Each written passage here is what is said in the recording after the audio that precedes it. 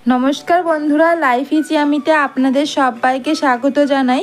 आज आमी आपनादेर साथे बरबटिर भर्ता रेसिपि शेयर करब। बरबटिर भर्ता अनेक भावेई तो खेयेछेन, एकबार एइभावे बानिये देखुन, आपनादेर अवश्यई भालो लागबे।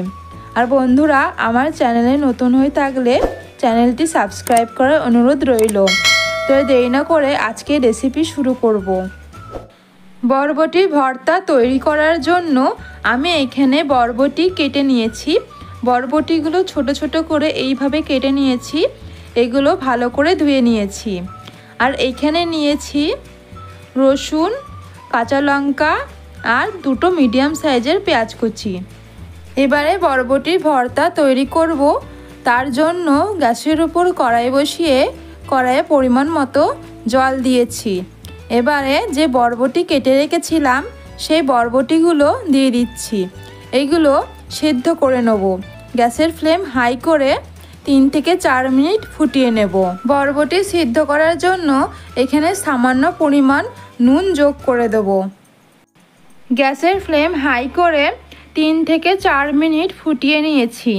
এবার বরবটিগুলো জল ছেঁকে তুলে নিচ্ছি। বরবটিগুলো ঠান্ডা করে নিয়ে এটা আমি মিক্সিং জারে দিয়ে দিচ্ছি।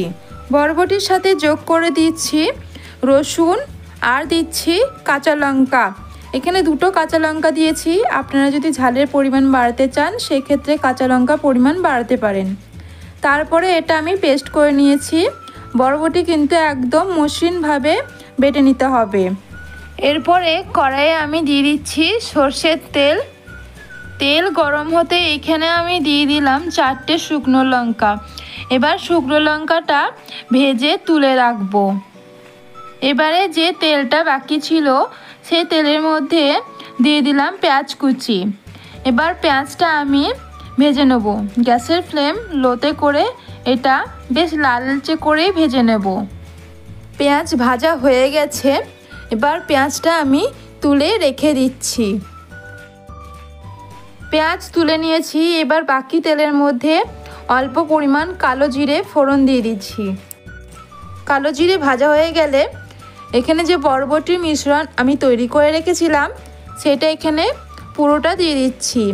আর মিক্সিং জার ধুয়ে অল্প পরিমাণ জল অ্যাড করে দিচ্ছি। এবারে এই মিশ্রণটা নাড়াচাড়া করতে থাকবো যতক্ষণ না এই মিশ্রণটা শুকিয়ে যাচ্ছে আর কড়াই থেকে ছেড়ে ছেড়ে আসছে। তো বন্ধুরা আজকের ভিডিওটা আপনাদের কেমন লাগছে? ভিডিওটি ভালো লেগে থাকলে তাহলে অবশ্যই একটি ভিডিওটিতে লাইক দেবেন। বরবটি বাটাটা অনেকটা শুকিয়ে এসছে। এখন যে শুকনো লঙ্কা আমি ভেজে রেখেছিলাম সেটা অল্প নুন দিয়ে হাতের সাহায্যে এরকম আমি গুঁড়ো করে রেখেছি সেটা আমি এখানে দিয়ে দিচ্ছি। আর যে পেঁয়াজ ভেজে রেখেছিলাম সেটার মধ্যেও অল্প খানিকটা এখানে দিয়ে দিচ্ছি। আর অল্প পরিমাণ পেঁয়াজ রেখে দিচ্ছি শেষে সাজানোর জন্য। এগুলো দিয়ে বরবটি বাটাটা খুব ভালো করে নেড়েচেড়ে নিচ্ছি। বরবটি বাটা রেডি হয়ে গেছে। আমি আপনাদের সার্ভ করে দেখাচ্ছি। বরবটি বাটায় কাঁচা সরষের তেল দিলে এটা খেতে কিন্তু বেশ লাগে। তাই আমি এখানে হাফ চামচের মতো কাঁচা সরষের তেল দিয়েছি। তো এই ছিল আজকের রেসিপি। আজকের ভিডিওটা আপনাদের কেমন লাগলো অবশ্যই কিন্তু কমেন্ট করে জানাবেন। আর আজকের ভিডিওটা আপনাদের ভালো লেগে থাকলে তাহলে লাইক অ্যান্ড সাবস্ক্রাইব করে দিয়ে পাশে থাকবেন এরকম নতুন নতুন ভিডিও পাওয়ার জন্য। আজকের মতো এই অবধি। আবারও হাজির হব অন্য কোনো দিন নতুন কোনো রেসিপি নিয়ে। ভালো থাকবেন, সুস্থ থাকবেন। ধন্যবাদ।